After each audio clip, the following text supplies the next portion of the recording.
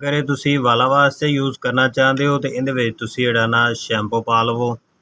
जिहड़ा शैंपू तुसी इस्तेमाल करदे हो 2 चम्मच शैंपू दे 2 चम्मच इहदे कुआरगंदल दे गूदे दे पाने आ, ठीक है।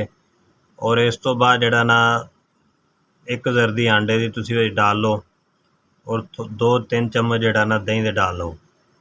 इस नूं जिहड़ा ना तुसी अच्छी तरह मिक्स करके सारे वालां दे विच लगा दिओ, ठीक है। इंशाअल्लाह अगर वालां दे विच खुश्की है, सिकरी है, अगर वाल झड़दे ने, वाल टुटदे ने, वाल कमज़ोर ने या वाल जिहड़े ना बिल्कुल बरीक हो गए ने, 1 हफ्ता इस्तेमाल दे नाल इंशाअल्लाह वाल जिहड़े ना मोटाई हो जाएगी वालां दी और वाल झड़ना बंद हो जाएंगे। अगर सिकरी है, खुश्की है, वो भी ख़त्म हो जाएगी।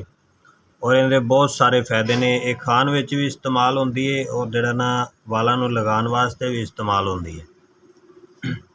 अगर कोई दोस्त ये खाण वास्ते इस्तेमाल करना चाहता है तो ये खून नूं बहुत ही ज़बरदस्त साफ़ करदी है, खून दे विचों हरारत घट करदी है, फिंसियां वगैरह, खारिश वगैरह ख़त्म करदी है। बहुत ही इसके फायदे हैगे ने। और इनू खाण का तरीका यह है भी 2 चम्मच तुसी कुआरगंदल लै लवो, 2 चम्मच जिहड़ा कुआरगंदल का गूदा लैना तुसी, जिहड़ी छिल वगैरह बिल्कुल ख़त्म कर देनी, हर चीज़ ला देनी। यह गूदा लैना तुसी 2 चम्मच गूदा लैके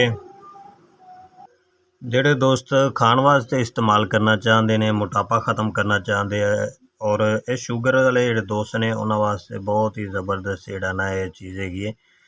इसका जिहड़ा ना गूदा छिल लैन, गूदा 2 चम्मच और इस दे नाल जम्मू दे पत्ते पा लो तुसी, जिहड़ा ना 3-4 और इस दे नाल निम्म दे पत्ते डाल लो, ठीक है। इन्हों डाल के इन्हों जूसर विच ग्राइंडर करके इन्हों दा तुसी मिल्क शेक बना लो।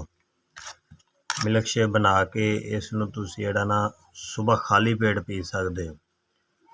सुबह खाली पेट पियो, इंशाअल्लाह 1 हफ्ते के इस्तेमाल दे नाल शुगर भी कंट्रोल रहेगी। शुगर जिहड़ा ना खत्म होने के चांस हैगे ने। बहुत ही ज़बरदस्त चीज़ हैगी है, इसनूं इस्तेमाल करो और फ़ायदा उठाओ।